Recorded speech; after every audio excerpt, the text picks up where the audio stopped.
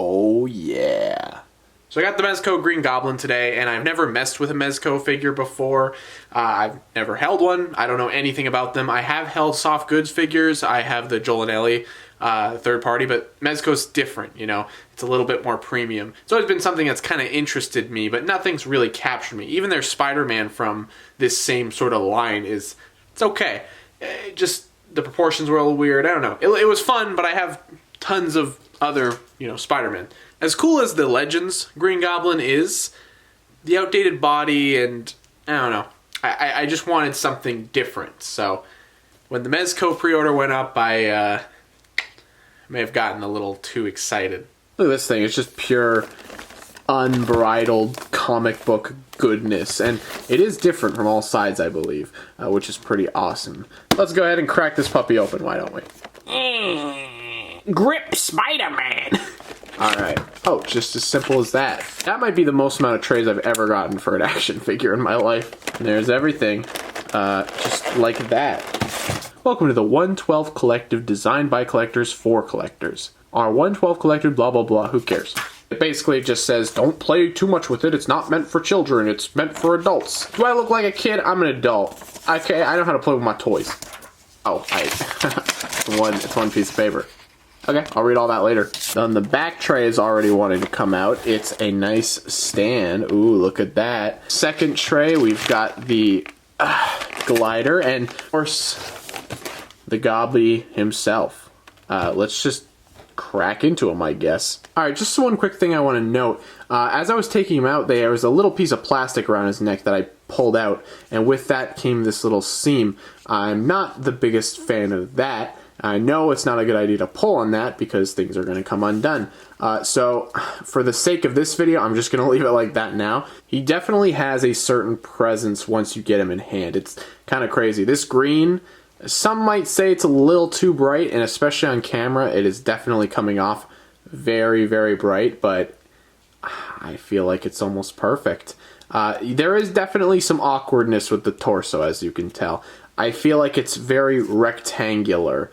There isn't a lot of and look, I don't imagine Goblin as like a super buff character, but sometimes he was drawn kind of like skinny and then he'd get wider. I don't need him to be that built, but I do feel like the build here is just a little odd. Let's just take a moment to appreciate this head sculpt. This is one of the reasons why I pre-ordered this guy. Just look at how freaking beautiful that is. There's a little bit of yellow in the cheeks too, just to bring out a little bit of shading, which is awesome. But me personally, I wish these were yellow.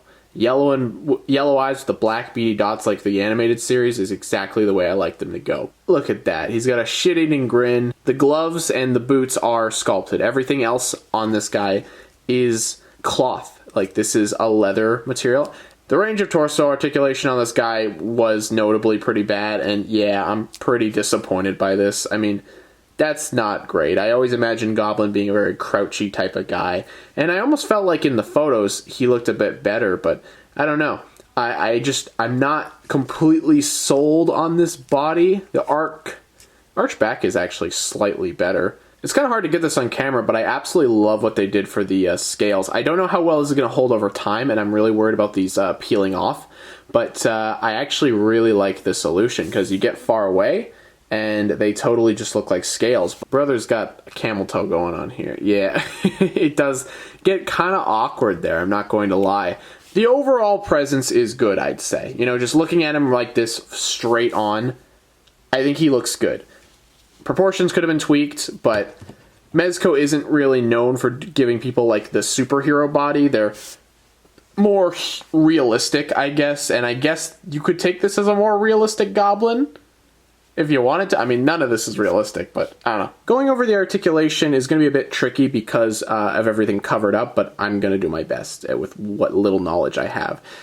There's a ball joint at the top of the neck, so you can get some great awesome range, but there is also a ball joint, I believe, at the bottom of the neck, so that's really helping you get that crazy side to side, and for a character like Gobby, that's very important. It seems as if the shoulders are on a ball joint, but with this material, you really don't want to stretch it too hard. That's about as high as it's going to go. I really don't want to push it.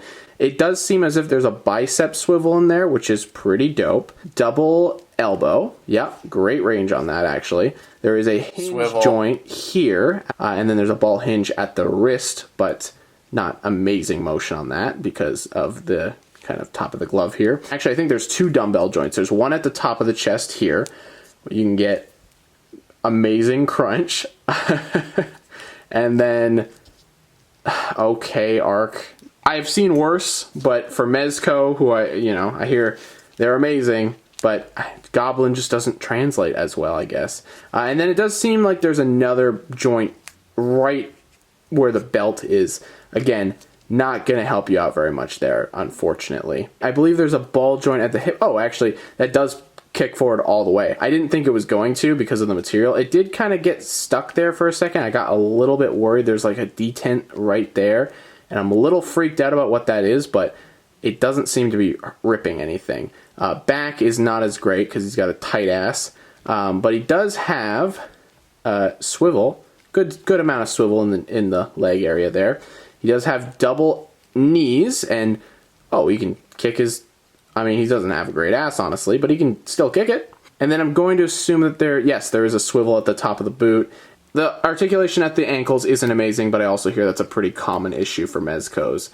So yeah, not amazing articulation by any means, but he's not horrible. He's decent, but maybe for this price, he probably should have been a little bit better. That's all I'm saying. Oh man, as much as I love that neutral head, I'm not gonna lie, this one is damn tempting just to leave on there forever. Actually, I lied again. This one might be my favorite. I think this perfectly captures the chaotic energy of Goblin's character. Man, that is dope. And I do like how the masks are in different positions every single time. So they're not reusing the same idea. So that's really sweet. But if you want your Goblin a little less Goblin, there's Norman Osborn heads too, and these freak me out. They look so good. I'm so used to Hasbro's like fuzzy face printing technology, so when I see something like this, it genuinely throws me off. It's realistic, but at the same time, it's clearly comic booky and like kind of cartoony. It's really strange. It's a really distinct art style that only something like Mezco could even capture. But with this face, it's pretty clear that the Goblin's already starting to come out. Norman's he's already starting to lose it. Just those eyeballs, man. There's like a realistic glint in them. It's so terrifying. We'll get to the actual size comparisons later, but here is the 2 Norman heads. This is my kit bash with the Xavier body and the head that came with the Retro Green Goblin, and you can tell which one's better. Not only is this head a little bit outdated because of just modern Legends face printing, but it's not even comparable. I guess this one a little bit more sophisticated. I guess this one he looks like the guy from Full Metal Jacket, kind of. It gives me those vibes. Yeah, unfortunately, it doesn't really work on this body. It's a little undersized, and the peg does not fit on. I mean, you need to Dremel this head. Harry! So here's a fun detail. They actually include the unmasked Goblin head here, and it's really great. It's sort of like a raisin of a Green Goblin head. Everything's all shriveled. It's disgusting. It's really weird seeing the Goblin face. It's weird to think that it is a mask, but of course it is a mask. Alright, let's get through the hands, because there's just so goddamn many. But, of course, you gotta throw in those fists, which I was gonna say is a little silly to imagine Goblin punching someone, but after No Way Home, yeah, I can totally see it. There's a pair of relaxed hands. I think these are throwing hands, but realistically, they just look better as, like, gesturing, like, yeah, hands. Holy shit! Ah! A pair of pointer fingers. There's one kind of open gesturing hand. This might be a grip for something, and then an actual, like, tighter grip. Never mind, I think these are the pumpkin bomb hands, or tape grabbing hands, whatever you want to use them for. Now he's got a pair of throwing pointer hands. I don't really know what these are for, honestly. There's just so many of throwing hands in this set. Speaking of throwing hands, he comes with the frog throwing hand, which is absolutely hilarious. I don't know if this is meant to be an actual genuine frog, but I mean, look at him, he's covered in warts and shit. It's a real frog. I mean, why wouldn't it not be? And of course, it's not Green Goblin without a pumpkin bomb throwing hand. I mean, you gotta have it. And my favorite scene from No Way Home, where Goblin throws a ghost at Peter Parker and scares him to death. But trust me, if Gobby doesn't want to throw pumpkin bombs, ghosts, or frogs at you, he'll just shoot you with his finger. Just finger pistol your ass, I guess. I almost thought we were done with the accessories, and I realized that there's a whole tray of pumpkin bombs. Yay! I'm a little bit of a fool because he actually comes with 3 pairs of pumpkin bombs. So he's got the smiley jack-o'-lantern traditional style, and he's got a more like angry looking. But of course he does come with 2 more pumpkin bombs. One's on fire and one has smoke coming out of it. Just, these look so goddamn cool. He comes with 2 what I can only be described as Goblin rangs. These are hilarious and obviously just batarangs, but I love their inclusion. And in case you weren't done with him being able to throw things, he can throw the Goblin rangs. So you have to kind of like get it resting in between those fingers and the thumb. Very well done. I like the transition from the blue to the white. It's pretty clean. At the very least, you can almost feel the $115 I spent on him before shipping. American. I wouldn't have it any other way. Okay, so I've been trying to put this Goblin on this glider for like 15 minutes. It was a hassle. He does not really want to crunch down enough, which is really where the articulation starts to upset me in order to get this pose. Now, he's doing it. He's in the pose. Not to mention, this arm won't come down far enough for him to grip this. Plus, this grip, while it's flexible, so it's not hard to get in there, it was very much a struggle because the grip doesn't want to grip. But overall, getting him like this, it looks fantastic. I mean, it's really cool. Wish he had another grip for him to hold 2 ends of it, but it is a relatively small glider. I always forget how small his gliders actually are. I mean, look at the paint. Everything, it looks like it's made of metal. It's not, it's plastic, but it looks like it's actual metal with the way that it shines. It's absolutely gorgeous. The wings are articulated, but like I said, right now, that's not going to do anything. He's kind of locked in here. You may have noticed the peg holes at the bottom, and there are a couple of options for that. Well, there you go. That just kind of tidies the whole look up and adds to the aesthetic. I love those. Also, be very careful with the wing tips. They're actually quite sharp. Or if you want to go a little bit more extravagant, you got these, and that is cool. It's giving me some Rocketeer vibes. Love that. These are also really sharp. Be careful. I wouldn't really use this as a stand. They don't really counteract weight very well. It could end up toppling over, but it is an option if you wanted to, if it's leaned up against a wall. I will say this piece right here does not want to go in. It's very tight.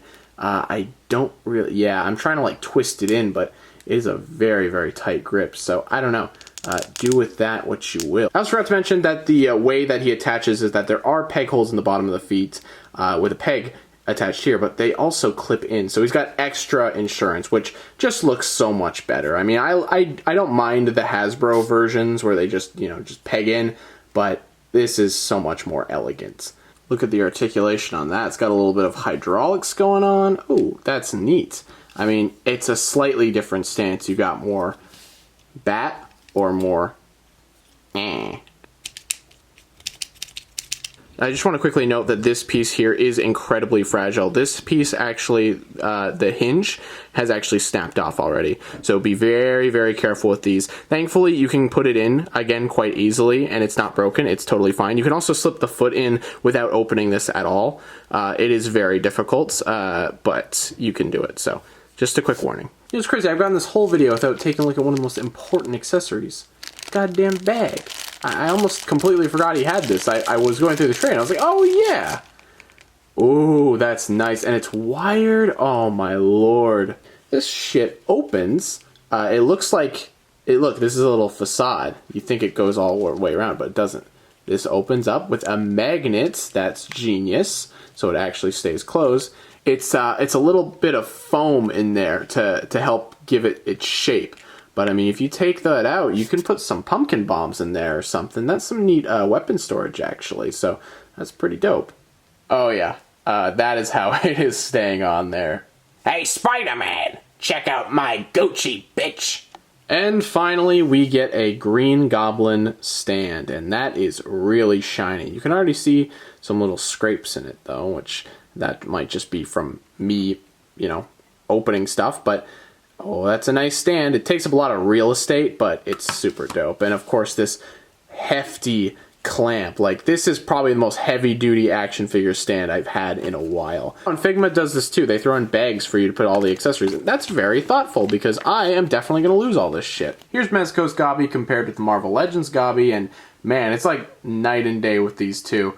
I think it's pretty obvious which one I prefer. It's Mezco. The Marvel Legends one served me well for a while, but the body's outdated. Some of the things about it are outdated. I prefer the green on the Mezco. I like the purple more on the Mezco. Yeah, I mean, the Mezco kind of beats out the Marvel Legends one, but it's not a bad figure. I just prefer what we got going on over here. There's Norman Osborn, the Amazing Friends 3-pack Spider-Man, and yeah, I don't know if I'm a huge fan of this scale. He's just a little too tall. Gobby shouldn't be this tall, in my opinion. I don't know how much I like this. I kind of imagine them being around the same size. But this is a slightly more teenager body Spider-Man. He's slightly better next to the Renew Your Vows Spider-Man. Okay, he's probably still a bit too tall, but Thomas Holland's final swingsuit. Hey, we found someone slightly taller than him. SH Figure Arts 2099. And finally, No Way Home Green Goblin. Coward, huh? We've got a new world to conquer. What the hell are you talking about? So what do I think of my very first Mezco figure? I really like him. Oh yeah, can you tell it's a new day because I'm not wearing the same thing? The first night took so much out of me, so I took a day break just to film this part of the review, the ending. And that's just because this is one of the most overwhelming action figure experiences I've had in basically ever since I started collecting. Now that's mostly due to the shit ton of accessories this guy comes with. Like, I think he's got slightly more accessories than a standard Mezco figure, because he's got the glider and everything, but for the most part, I mean, this is the sort of experience you're dealing with Mezco. Like, seriously, what the hell am I gonna even do with all this? I will say, do I think it's worth your money? Kind of depends. If you're a huge, massive Green Goblin fan, especially of comic book Green Goblin, absolutely. But if you're more of a casual comic book fan, you don't need it, kind of like me, don't buy it. It's still a lot of money. There are definitely better Mezco figures out there to get your hands on to be the first, like, version of a Mezco figure that you could possibly try. But I wanted a new Green Goblin. I mean, like I said before, this one just didn't cut it. It's cool. I like it. It's gonna stay up on the shelf because it's got its place, but I think this is where my heart belongs. Now, it is oversized, especially compared to my favorite Spider-Man figure. They're gonna run a little bit different, unfortunately. I don't imagine Goblin being too much bigger than Peter, so that's a shame. It's kind of a thing where you can almost excuse it just because of how good it looks. Or can you? I don't know. Am I just trying to justify my purchase? Maybe. There was a bit of a learning curve, and getting him on the glider and everything, that was a bit of a pain in the ass. But once you're just messing around with him, having fun, messing around with the hands and the different accessories, he's fun. So yeah, those are my thoughts on Mezco Green Goblin. I am in crushing debt. You're too late, Spider-Man! Weed has been legalized! But you're the one getting smoked, Gobby!